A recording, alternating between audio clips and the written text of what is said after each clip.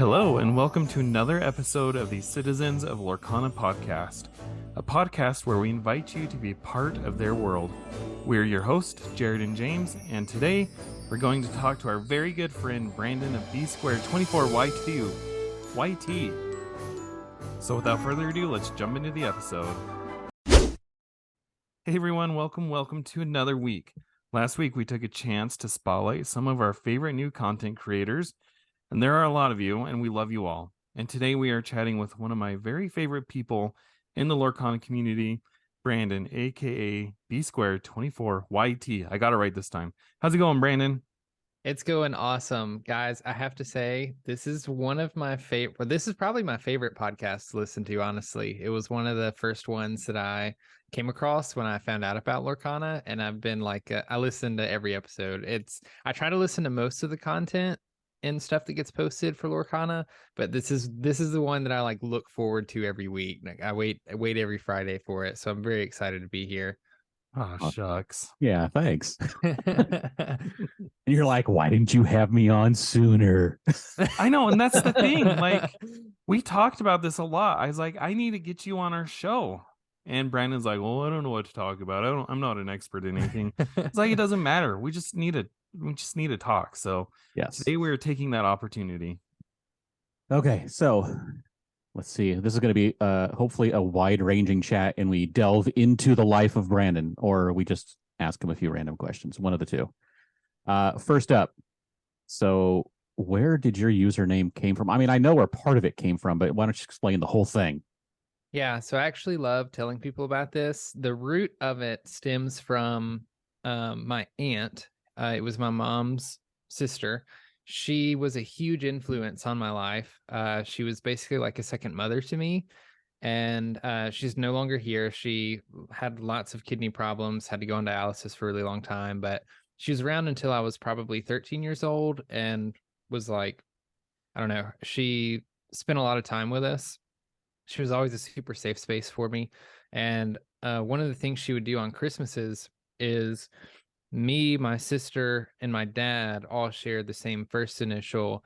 My mom and her share the same first initial. So when we would go do Christmas with my grandfather, instead of writing everybody's names out on the Christmas cards, she would just write B cubed and then M squared just to like throw everybody's name on there. And then I've always excelled at math in school, and it was actually her idea to push me to seek out becoming an engineer, which is what I ended up doing. And so there's kind of the math aspect of it too. My first and last initials start with a B. So I, like with all of that mixed together, you just kind of get B squared. It like fits the engineering thing, stems from her, which is like super special to me. I don't love giving out birthday information, so I'll just give you the date. My birth date is on the 24th, so that's what the end of that is. But then it's also kind of like 2 squared is 4, so you know that just kind of worked out as well. So it's a lot of things jumbled together, but I really love it because it's really special to me. It's very symbolic. Yeah, I remember when we first started talking, you were putting up videos and you were like, man, I don't know why my videos just aren't getting that much traction, which has changed now. You are like killing it on the content creation. But one of the things I said was, well, your username doesn't really scream Lorcana. Maybe if you rebranded. But after hearing I've never heard your explanation for your username before. So after hearing that, I can see why you were attached to it. That's lots of symbolism in there. Yeah, and something else that like when I started out making content, I've done a couple different things, just like failed YouTube video stuff. And I always thought it was important to have a username that was flexible and it was more focused on my personality than it was whatever game I was playing, because I hope this doesn't happen, but on the off chance that Lorcana fails one day, you know, I don't want to have a whole username that's geared towards Lorcana and I can't transition to anything else or that sort of thing. So that was kind of important too. And so I just kind of put of Lorcana on the back of my username for Discord and Twitter. But it's worked out so far. James and I are all in on the Lorcana train. So I mean, with Citizens of Lorcana, it kind of has to be, right? Yeah. Yeah, there's no going to anything else. So you kind of mentioned that you did some other content. So why Lorcana? Like, what caught your eye? When did you first notice it? And when did you decide to well, we'll talk about that later, but why Lorcana? I first saw Lorcana in an IGN article that I think it was posted in January.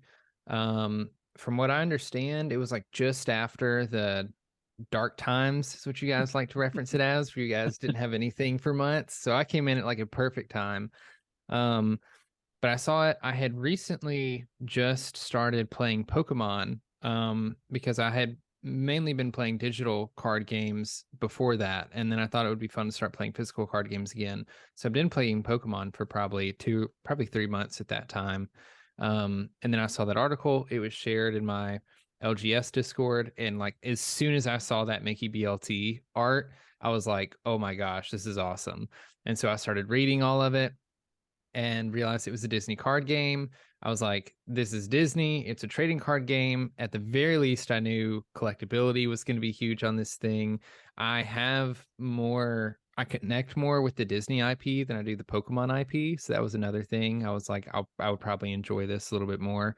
And then also, like, I wanted to do the content creator thing. And I was very surprised when I looked on YouTube and searched for Discords and things like that. I was expecting there to be large channels covering this, and there weren't. There wasn't a channel that had over.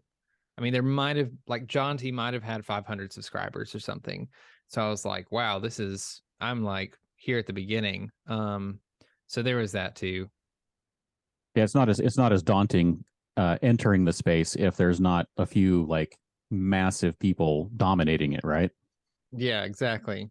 Yeah. So you mentioned that you had done some things before. So you like a regular content creator before Lorcana?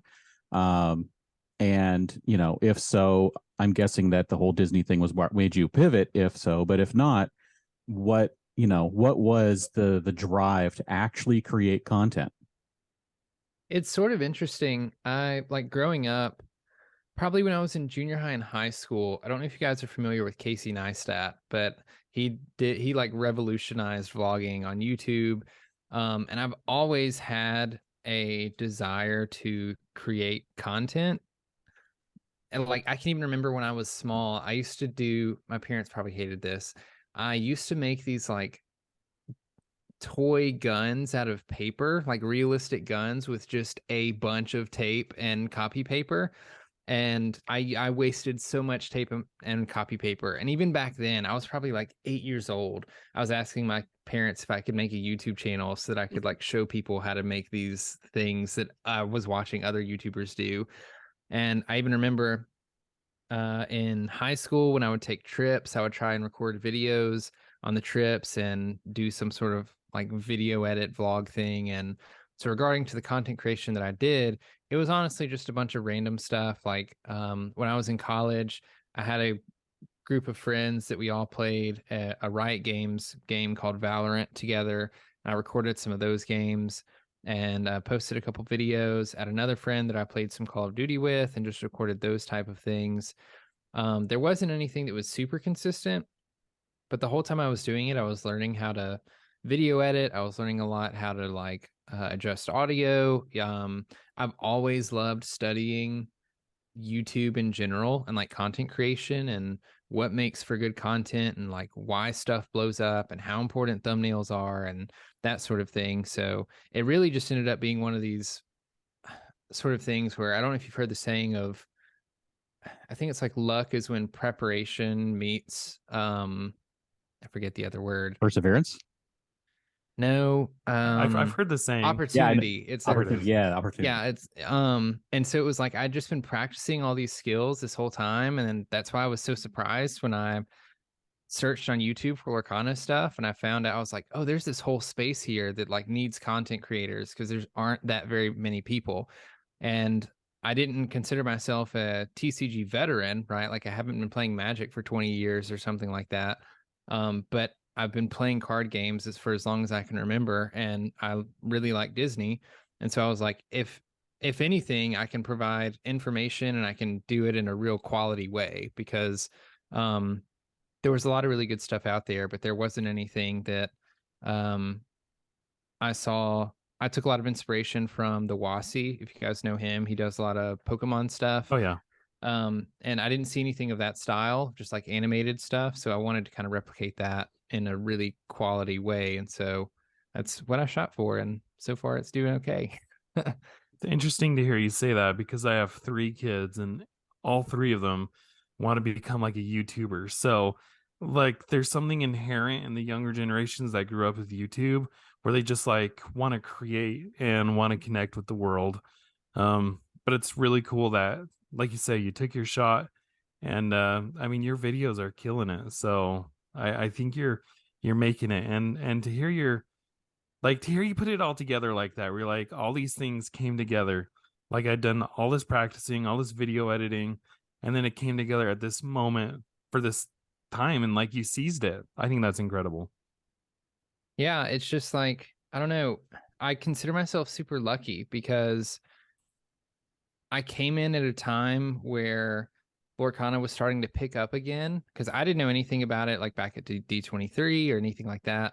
And so finding out when that IGN article was posted and then sort of when we started getting reveals semi-regularly, it was like right before Lorcana really started picking up. So I could make like 1 or 2 or 3 videos that really weren't the greatest. Like I look back on them now and I'm a little bit embarrassed of them compared to what I put out now. But it was enough to like catch people's attention and get me going before even things like the Discord needed a lot more structure. Like, I'll never forget this. When I posted my very first video, I spent probably like a week on this video. And it was like every evening I was spending hours on it. I wanted it to be so good. And then I posted it. And before I hit like post or schedule or whichever one it was, I remember telling myself, if I get like 40 views on this video, I will be ecstatic. Like I will be so happy. That's all I want, because I wasn't expecting anybody to watch this video or find this video. And within like 24 hours, it had hit 100 views or something like that. Because I posted it in the Discord, and then everybody watched it. And then I'd like one of the things that really pushed me and helped me were people like Jared just like DM'd me and they were like, dude, your video is awesome. Like if you keep going on, if you keep doing what you're doing, I can really see you going places. And at the time, it was really difficult for me to believe because like I was just one other fish in the sea of content creators, trying to do something with this. And I didn't think that there was anything particularly special with what I was doing other than trying to make the content as quality as possible, rather than just me sitting in front of a camera telling everybody that, oh, we got these new cards. I wanted to provide some sort of information and something that was entertaining. So that segues perfectly into the next question. So one of the biggest pieces of feedback that I got from our last episode where we spotlighted new content creators was people praised us for our discussion about tips for people getting into content creation. So Brandon, what is your biggest piece of advice for someone looking to get into content creation? I think the most important thing is to just start, because like that's what I had to do with all the other stuff that failed, right? Like I posted Minecraft videos, I posted Call of Duty videos, I posted like 3 or 4 different games, and like none of it took off. None of it did anything like I wanted it to, but I learned a bunch of skills along the way. And even like I said just a second ago, I don't share the videos that I like, the first 3 videos that I put out, because I go back and I watch them and I'm like, I wouldn't watch these videos now. Like if I was just a random person scrolling through YouTube clicking on the video, there's things about those videos that I would change. But what was important is that I put them out and I was learning along the way. And it's like, I think a great example is that first video of mine. I spent like a week on that video and I put it out and I thought it was great. And then immediately after putting it out and watching it, my next thought was, how can I improve this video? And one of the things that I noticed is like, it was way too slow. Like I was being way too slow talking. I did the whole like, welcome everybody, like, and take up 30 seconds of the first video, not I feel giving attacked. anybody. Well, I mean, for you, it's different. I'll say this. The only things I know about is like the video content world. The podcasting world is totally different to me. I know nothing about that. Okay, I'll let it slide. But Like, I guess the biggest tip is just start. Like, even if you don't know how to do everything, figure out a video you want to make, spend as much time as you feel comfortable on that video and learning the skills. Cause there's a huge, like, if you're starting from scratch, there's a huge learning curve that you're going to have to get over. And the only way to do that is to like put the time in. But you're never going to get a video 100% completely perfect. So like do as much as you can and then post the video and then watch the video from a point of view like you weren't the one who made the video. Like you just clicked on the video and like if you're watching your own video and you're getting bored, like pay attention to that. Because that like I do that. I go back and watch those videos and I'm like, yeah, this is way too slow. I should have cut this out. And even now the videos that I put out, I try and put myself on some sort of deadline. Like I don't give myself more than a couple days to get the whole video out because you have to be able to turn things over quickly. And that's specifically for my content. Some other content is okay for you to take as long as you need and it's evergreen and that's cool. But I guess my biggest advice is like just start. Start and then when you post your stuff with every new video or every new podcast or every new whatever you're trying to do, ask yourself what's one thing that you can improve on and then focus on that for the next thing that you're doing and start doing that. So somebody might be listening to what you're saying and you're like, I took a week to post my first video, spent hours on it every night. Like that might sound daunting to some people. Would you recommend people spend that much time on their first video, or is that a Brandon thing? Oh man, that's a really tough question because I am somebody who really values quality over like quantity. And so it was like one of the things you have to understand about the content creation space is there's a lot of things that go into people actually viewing your stuff and it catching on. One of those things are like thumbnails and titles. That's one thing that, I work on individually. One of those things that I look at.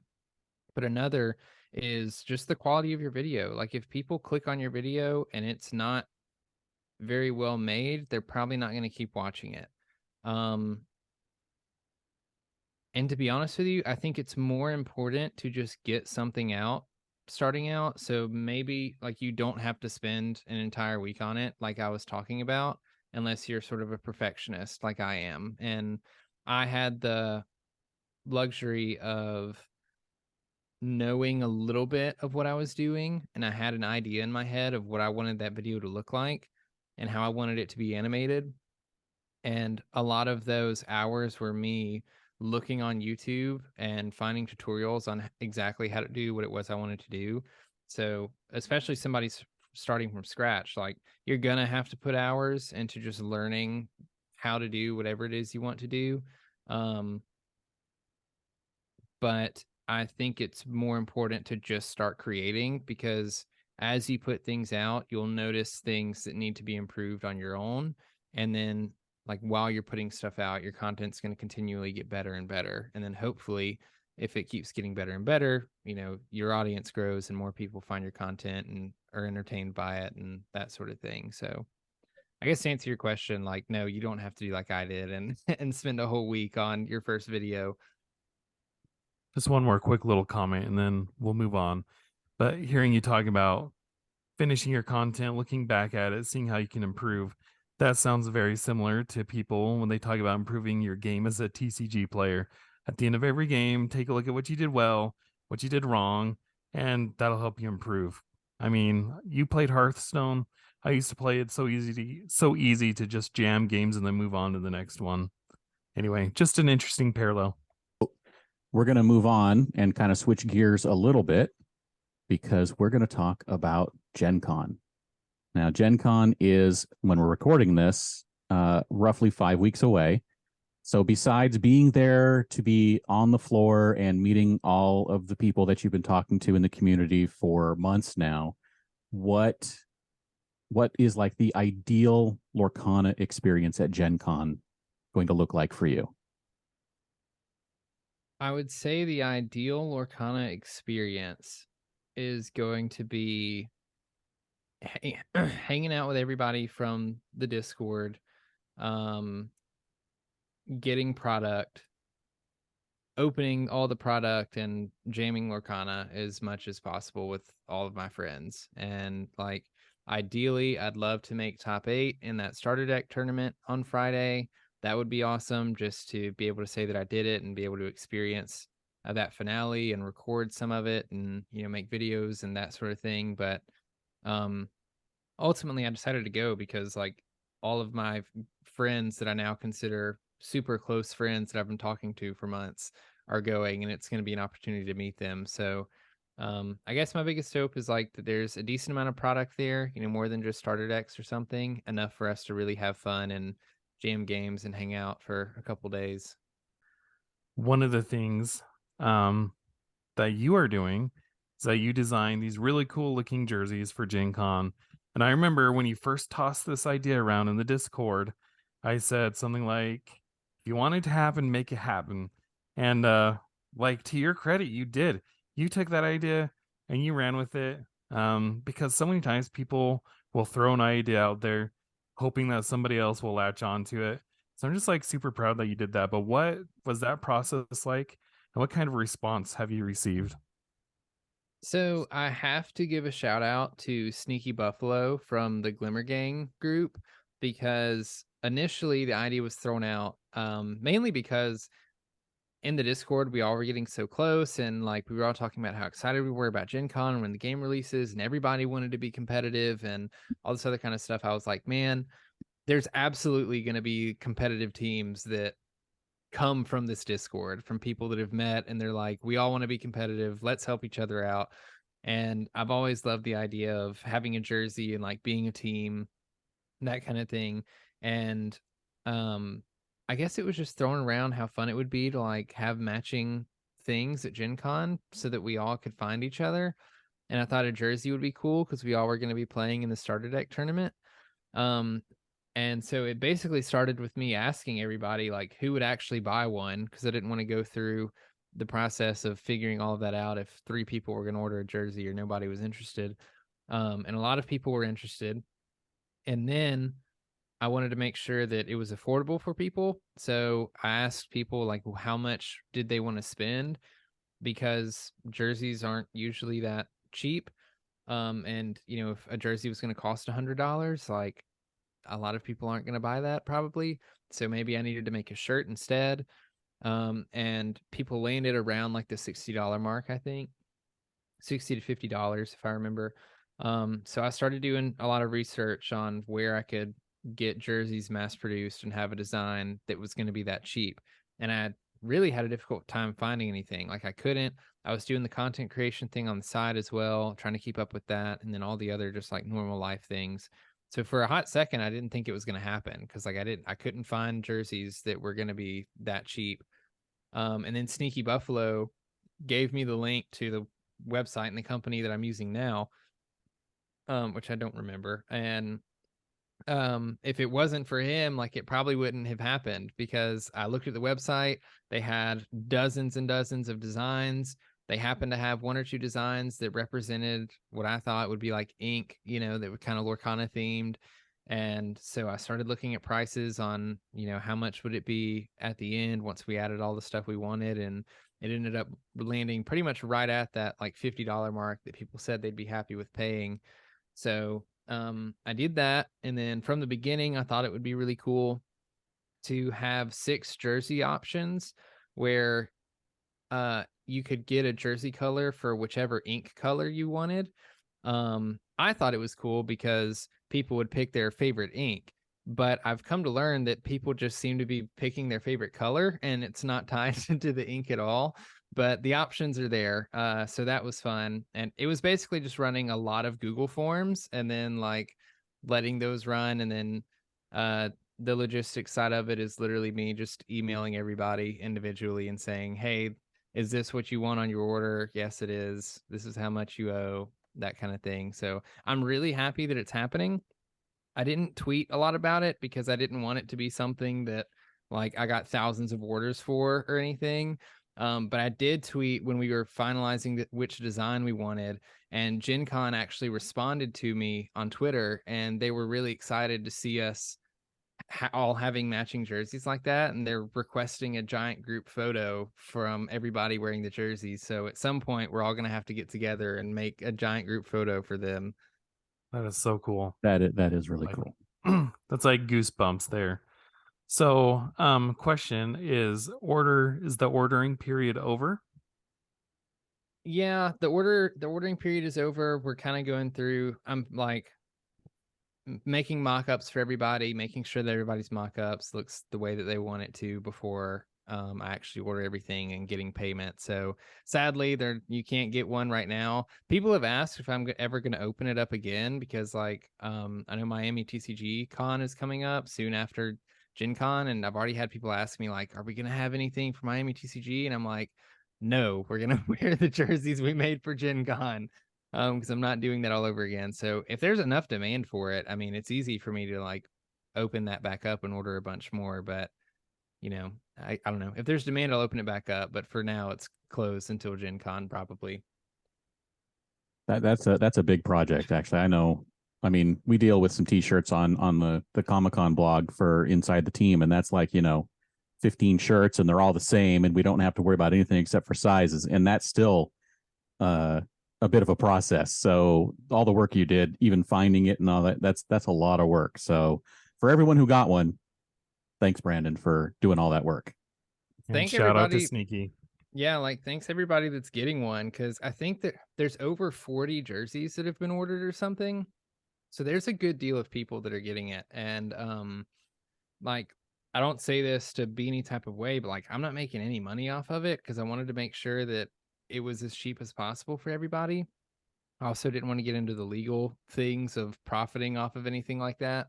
So it would be a different story if I could open up a like Shopify store and make it all easy for me. But doing it by hand definitely is a lot of work. But like it's going to bring me so much joy to see everybody wearing these jerseys that I was able to create and put together. And I'm sure everybody's going to remember the experience of we all showing up, Thursday night at Gen Con and wearing matching jerseys. It's going to be awesome. You think some kind of gang invading the convention or something. They're here to Yeah, rumble. They're here to rumble. that's something we've thought about and joked about. Like, I wonder if word's going to spread at Gen Con to look out for the people in the jerseys playing Lorcana, at the starter deck tournaments, because we're all trying to get to that. Everyone top 8. should sync up their phones and start playing some music from West Side Story or something like that. Yeah, exactly. Is this the Sharks versus the Jets? Yeah. All right. So, what is this is going to be kind of like a bunch of questions all wrapped up into one like conversation. So, what is your ultimate goal with Lorcana and the content creation? Do you see yourself doing it indefinitely? Are you going to branch out to other types of content? And we'll talk about competitive play and stuff after that. But kind of those few questions, like where's your path that you think? What's your path that you plan? And what are the kind of the things that you may veer off to if the opportunity arises? I'm definitely keeping my options open right now. One of the things that I'm definitely doing is like content is definitely going to keep coming. I'm really enjoying the news content. Actually, it's not something I thought I was going to do in the beginning, but it's received very well and a lot of people enjoy how I do it. So I'm hoping to be able to keep that up. I also am just really excited. I want to transition a little bit to sort of product review stuff. Like I want to open booster boxes in videos. I want to review all the play mats and deck boxes and things like that. So I'm going to try and do that as well. I've thought about doing gameplay videos, but to be honest with you, even before the game's out with proxy cards, there's like a ton of people doing gameplay videos and they're doing it really well. And I don't have people with me locally right now that I know well enough or trust to like do something in person. So it would have to be a webcam thing. And like people are just doing better quality videos in person for that already. And so I'm probably not going to do that. As soon as competitive stuff starts happening, I'm absolutely going to be doing overviews on like the meta, what was doing well at what tournament. I'm going to try and make as many of those tournaments as I can, but definitely I'm going to be covering stuff on the competitive aspect as well. So I'm really excited about that. Something else, one of the other roads that I'm leaving open is I would absolutely love to work with Ravensburger one day. Ravensburger, if you're listening, Shout I've out. yeah, I've always wanted to do the commentator casting thing. I absolutely love it. I won't get into the whole story, but basically I've like practiced it since I've been playing video games with my friends. And so it would be super awesome to have that opportunity. And like who knows if that's ever going to come up or not. That's just going to be one of those things where if the opportunity arises, I'll take it. And probably still do the content stuff if I can, but that would be awesome. And I'll definitely be competing like as a competitive player. I am being honest enough with myself to know that I probably don't have the time or dedication to be world champion.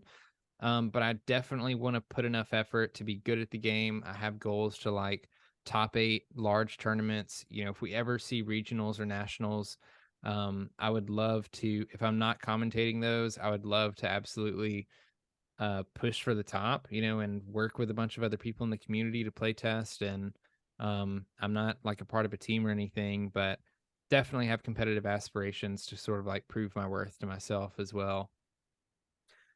So you basically do see yourself transitioning that if the opportunity arises to, and it looks like that's a path, you're going to be more of a competitive player while keeping the content creation as on the side or in addition to.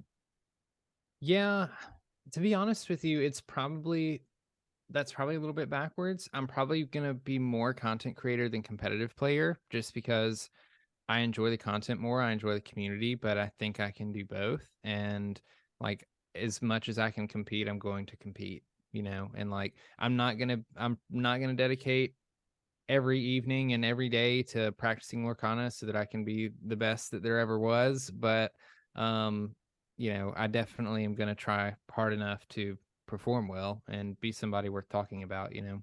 And I think being amongst everybody in the competitive scene and kind of in the weeds of it will help with the content creation side because it'll give you a lot of experience and a point of view from within that realm that you wouldn't get if you were just, like you said, just being on there in the content creation and seeing it from the outside and watching stuff. So trying to do all of that, I think, is probably a good thing for someone who wants to continue being a content creator. Plus, if you're going to be able to cast games, being on the inside of it and seeing how the flow is and kind of seeing all that kind of stuff should be really helpful for all of that.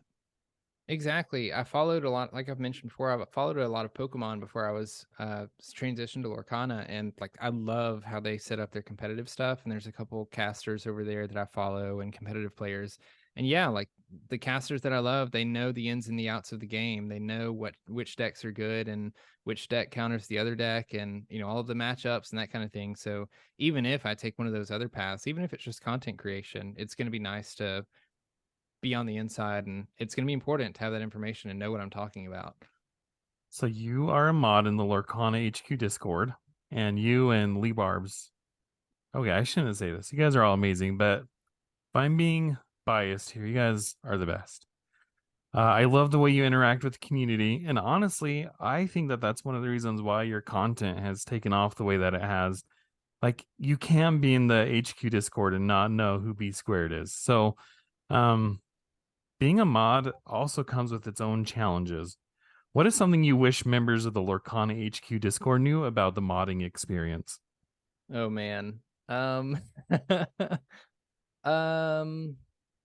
Probably that the mods don't have as much power as you think we do. Like um I'll say this.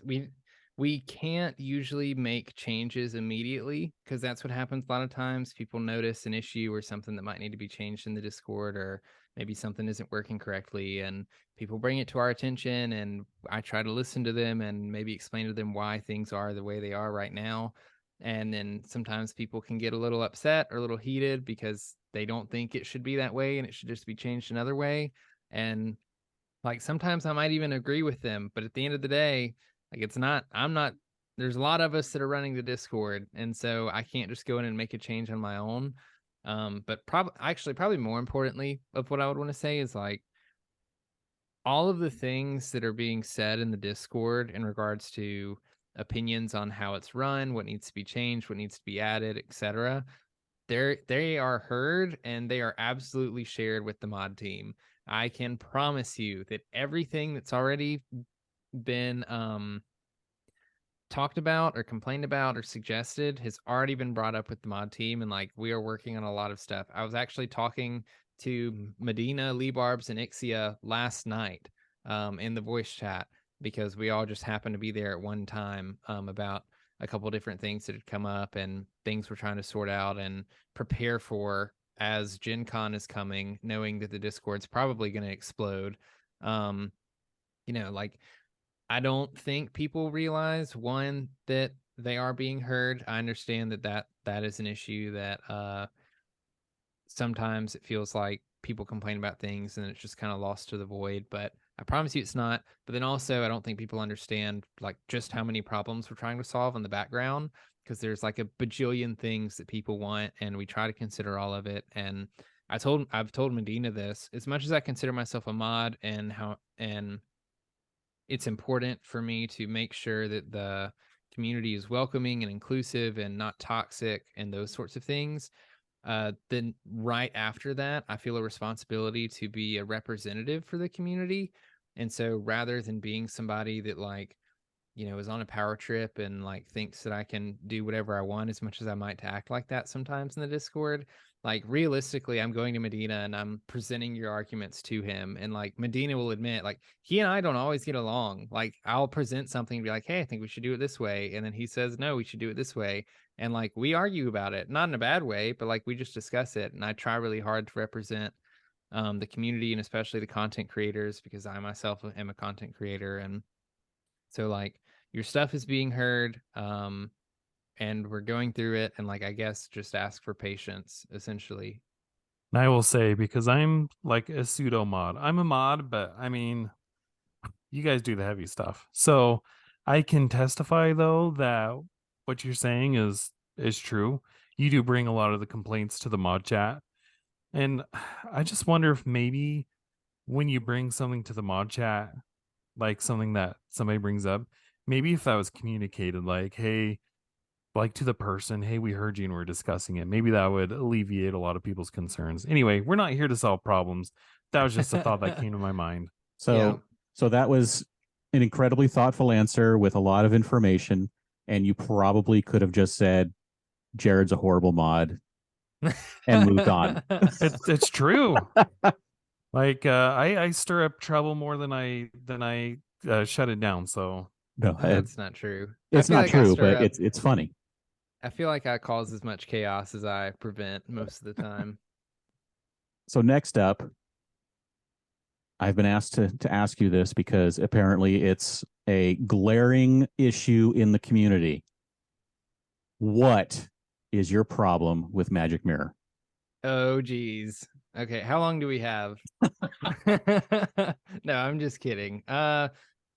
I don't know, man. It's a horrible card. It's a bad card. It's the worst card in the game. I'll say it right now. But seriously, I don't know. Like, it all kind of started because I had the opinion that it was a really bad card when we were all talking about the different cards in Lorcana chat, and I have a history of, I guess, having takes that cause division because the same thing happened with Lord Madness between Stitch and Hades and Scar and all of that. So I just saw you piling on Ross, and I was like, I'm gonna take Ross's side on this one. Okay. But yeah, I mean, contrary to popular belief, I don't just absolutely hate Magic Mirror. And I've said from day one, the moment that card becomes good, I'll eat my words and I'll take everything back that I said. But until then, I am going to chuckle a little bit every time that I see Magic Mirror played against me, because I just think there's better cards you could put in your deck other than that. It's so simple, and yet it has blown up into something so big. I mean, I can get into the analytics of it and tell you exactly why I think the card's bad, but no thanks. No, that's another podcast. It's my favorite card to look at. Just look into its eyes. I'm convinced that if Lorcana or if Ravensburger were to ever dedicate cards to content creators, I'd probably be shoved Magic Mirror just for the trolls. Yeah, I have a feeling, and that's why I have not voiced my hate and or significant love for any specific card. Because then they can't pin something on me and make me do something I don't want to do. All right, so let's move on to the Lorcana lexicon. And this week, what is the word or phrase we want to investigate? So I'm actually stealing this from another podcast. I'm pretty sure this was Ready, Set, Draw. I listened to so many, but they were talking about cards. Yeah, it was Ready, Set, Draw. And they were talking about power creep, which is something that, a lot of us are familiar with, that it's this idea that as sets continue on, the power level of cards continue to increase. So that basically the cards from like the first set are not playable. But another term that I never heard before was text box creep. And what this means is apparently Yu-Gi-Oh is the banner child for this. It's where there's so much text in the text box, they have to like get out a magnifying glass. And I will tell you, I looked up examples of Yu-Gi-Oh cards, and then when I posted about this on Twitter, people shared some of the most egregious ones with me. And it is true. Like, I would need my glasses. I always heard those jokes about people are like, oh, Yu-Gi-Oh players don't read the cards. Now I believe them because, man, if you were there, it would take the full hour just to play one game because you had to read every card. Yeah, no, they look horrible. And the thing is, yeah, as it's a part of power creep. It's like a subset of power creep where they have to. There's so many cards out that they have to, codify where things work and why and what things don't work with them to make sure that they don't get busted in their power and get way too overpowered. So it's just you got to throw everything in there to have all these limitations to make sure it works exactly the way you want after you have those thousands of cards in existence. So yeah, we're going to have barely any text in most of the Lorcana cards for the first few chapters. The Lorcana cards are so clean and so smooth, and I hope that it stays that way. I do too. Not to mention I'm glad that they're standard size cards as well for that reason. Because Yu-Gi-Oh is like, I don't know if it's Japanese size or Japanese style, but they're like even smaller than your standard cards with that small text. So yeah, the Lorcana cards look so clean, and I'm so happy about that. They do. It's very nice. Yep. So we had, well, as we mentioned, I think before we started recording, where today was a good day because we found out, well, 3 new cards today. Technically 2 new cards, and one apparently had been sitting online for 4 days without almost anyone noticing. Let's talk about that one first. And that was from the 22nd. Todd Martins, who works for the LA Times, tweeted out a picture of Ryan Miller holding an unrevealed card, Sven, from Frozen. Hey, wait. Did you say Sven? Sven. Oh, boy. What? Sven. Sven. I was enunciating clearly, and it just came out wrong. Okay. Yeah. All right. And he tweeted out a picture of Sven and from Frozen, and he said, enjoyed playing Disney Lorcana today, which is full steam ahead, said Ravensburger's Ryan Miller, who stopped by the LA Times offices today to demo the game. So that's pretty cool that we got a card, and it was revealed last week. And why don't you tell us about the card, Jared? Okay, well, Sven, now I'm self-conscious about this. So 6 cost Inkable. He is Amethyst. Official Ice Deliverer. He has a 5 strength, 7 willpower body with 1 lore, and Brandon thinks that this is the most handsome card we have had revealed. Yes, Sven is the handsomest boy we have so far. He's very regal, and he's got a very, very like I am posing for a picture kind of pose going on there. I mean, it's just a big card. It's the Jumba Jukuba of Amethyst. It's going to take a lot to take this card down, and he's going to be able to take a lot of challenges down in return. I mean, his only limitation is the fact that he's a vanilla card. Yeah, we haven't seen. I don't think we've seen an Amethyst card that costs this much yet No. either. No, Amethyst has had a lot of lower to the ground stuff, and it's all a lot of powerful stuff because of all the draw and all of that. But we don't have, like, I don't think we have any of the legendaries for Amethyst yet. Oh, that's a good point. Or maybe not even super rares. I know we're really missing those high end rarities, and we're not necessarily going to get like the really high cost cards as the legendaries or super rares, but so far we have been with Gontu and Mickey and Maleficent. Those are all high cost and they're legendaries, so it's looking like maybe that's where they'll kind of land, and we don't have any of those in Amethyst yet, so that's pretty interesting. So the second reveal happened in the morning this morning, and it was from our friend Eric Switzer at The Gamer, who revealed the Rapunzel card. Yeah, shout out to Uncle Jasper. Uncle Jasper. And so he got to reveal Rapunzel, and it was a nice, a fun little video of him sitting at a table with Ryan Miller, and they revealed Rapunzel. And hold on, that's an understatement. It was a hilarious video. Yeah, if you haven't seen the video, you need to go find it and watch it. I hope they release behind the scenes of making this, because I don't know, like, Ryan is just a naturally funny guy, and Eric played it perfectly too. It was a great video. Yes, it was. I agree. So what's Rapunzel's deal?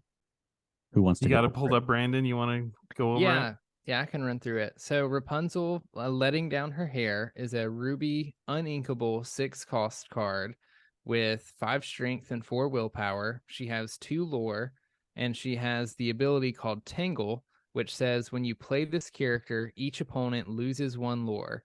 She's also a Dreamborn hero princess. So first off, the art is amazing on this. Yes. Agreed. I was about to say, I say this, I feel like with every single card that gets released, like with every new card that we see, I'm like, oh, that's my new favorite card. That's my new favorite card art. And it changes every single time we get a new card, which is awesome, to be honest. But yeah. But this one is easily like top 5 art for me. Yeah, I'm totally getting 80s like hair metal band member vibes with the hair, with the feathered hair there.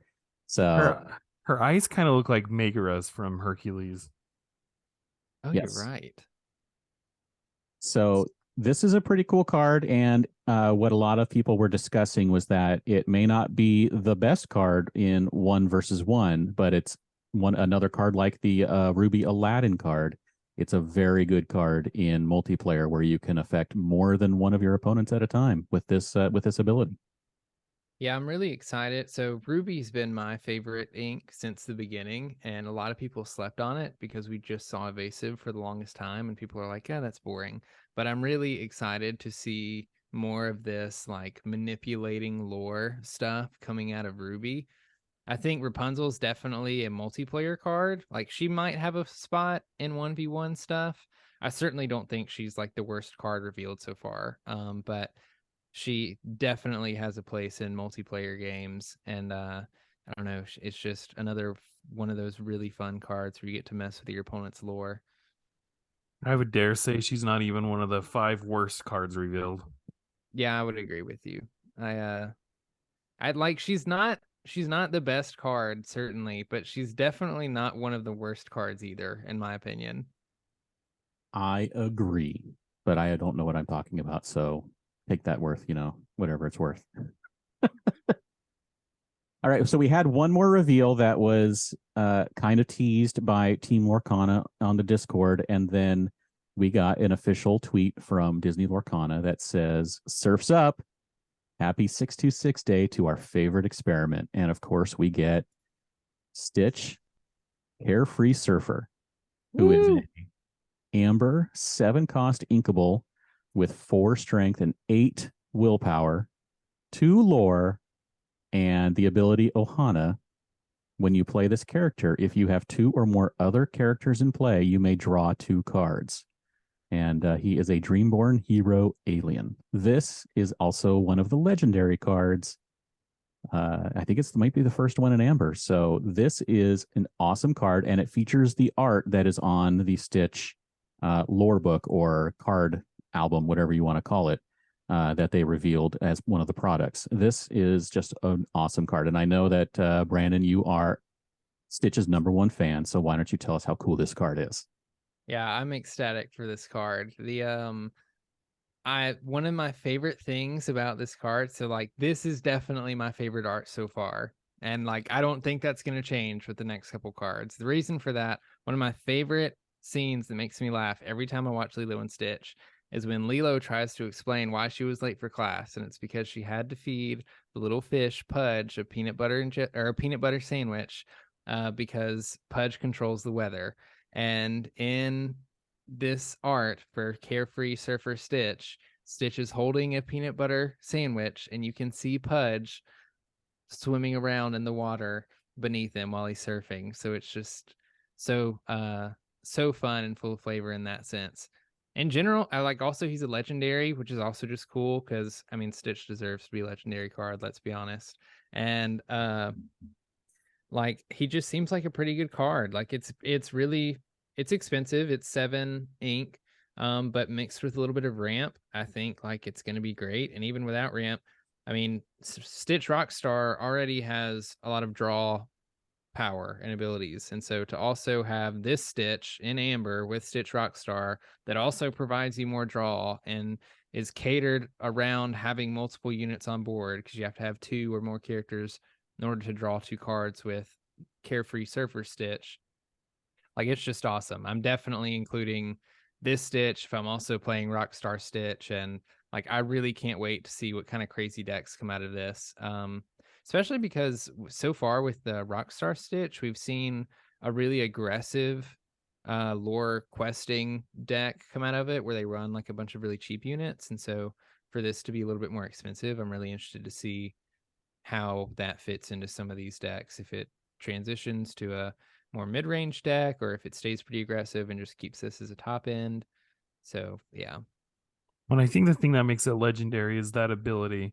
I mean, when you're getting to the point where you can play a 7-cost card, you're pretty much at a point where you're top decking. So if you're able to play Stitch, Carefree Surfer, and then draw 2 more cards, that is a very strong ability. And it's interesting that this is the 3rd Stitch in Amber. And so far, when we've had other characters, most of the other characters that have more than one are in different inks. So it's interesting that they put them all in the same ink color. Mm-hmm. Yeah, I think this is, if there's any legendary card that I'm going to make absolutely sure that I collect and foil and might even try to slab, it's going to be this one. Shall we move on to Disney Jeopardy? Yeah, except for I spent so much time talking and not looking for questions. Oh, I got some questions here. How many you got? I got a list of 70. So, Oh, okay. Well, you can just pick random ones and we'll stump Brandon with just like the 3 easiest ones or something. Yeah, my Disney trivia is almost none. I mean, for those of you who are not on Twitter, there was this thing going around where people were showing the Disney movies, like they're ranking them as a tier list. And Brandon shared his, and he had a list at the bottom that was never heard of, and then there's one that was never seen. And I think about 60% of all the movies fell into one of those 2 categories. So Yeah, an embarrassing amount of movies were no, there were okay, so there were 3. It was ones I didn't remember, but I knew that I've seen, ones that I haven't seen, and ones that I hadn't even heard of. And that it was probably definitely at least half of the tier list in one of those 3 categories. So are you ready? I guess ready as I'll ever be. These are the names of for 100. These are the names for the 2 sisters in the Disney movie Frozen. Who are Elsa and Anna? Ding, ding, ding, ding. This is the name of the Disney princess's prince in the movie Tangled? Oh, I should definitely know this one. Hold on. Are you looking for one name or the other? Or Yeah, all I the know names? he has two names. I'll accept either. Oh man. I don't remember either of them is the problem. If we had revealed a card already, he would have remembered probably. Yeah, Probably. probably. See, I don't have an excuse for this one either because I love Tangled. It's one of my favorite Disney movies. The name Zachary I know Levi does not count. one of them starts with an F, right? Yes. Oh, I cannot come up with it. Starts with an F, ends with a Lynn. Oh yeah. Who is Flynn? Flynn Rider, right? Wow. Good job. I'll give you half credit for that. What was the I'll other give one? What's his I'll give actual you name? It's not quarter credit. Eugene, is it? It is Eugene. Eugene Fitzhauber. It is Eugene. Okay, there we go. We'll count it because I knew that one. Okay. Okay, for 300. The toys in the movie Toy Story belong to this boy. Who is Andy? Oh, nice. Yeah. I was a Toy Story baby. Okay.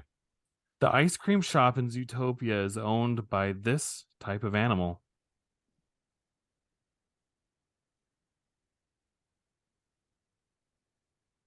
What is a sloth? No. No. What is an elephant?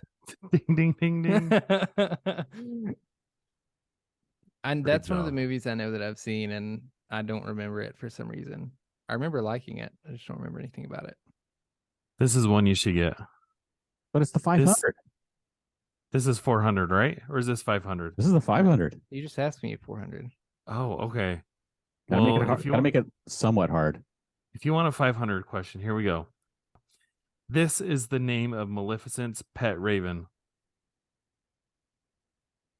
This is hard. I can't remember it right now. I feel like I've heard this in the past couple months. I just probably just guessed something like, hey, it's Frank. Because I know I'd be wrong no matter what I guessed. I don't know, man. I feel He's trying to pull it out of his brain. He's looking around in that brain. He's sifting through the drawers. I am. It's like it's one of there's- those questions I feel like is in there, like I heard in the past couple months, and I just can't remember the answer. There's a video game that came out recently that's on its 4th iteration with the same name. I don't know if that helps. Really? No. A game on the 4th iteration. Diablo? Oh, Diablo. that's what it was. Yeah. Ding, ding, Dang ding, it. ding. I knew as soon as it was said, I would remember. I don't remember when I last heard that. I don't remember that being the name. All right, hold on. So the source of his name is not clear as he is never named in the film. That's what it says. What the heck? Diablo is renamed Diaval in the 2014 live action Maleficent as portrayed. Anyway, yeah, Diablo. Diablo There you go. seems fitting. Okay, Well, let's wrap this thing up. If you liked what you heard, you can follow us on YouTube. You can subscribe to us on whichever podcast you're listening to. You can follow me on Twitter at Citizens of Lorcana. Brandon, where can they find you? On YouTube, it's just BSquared24, capital B, capital S. On YouTube, it's BSquared24YT, capital B, capital S, capital Y, capital T. And then if you jump in the Discord, you'll probably see me without having to look for me. Yeah, you can't go more than about 1 minute without seeing you in there. And thank you so much for coming on, by the way. It was great to finally have you on. Yeah, thank you guys. This is a blast. Yeah, thanks for coming on, Brandon. All right, so you can find me in all the usual places everywhere at Dan Regal. Check out the Comic-Con stuff. We got a month until Comic-Con.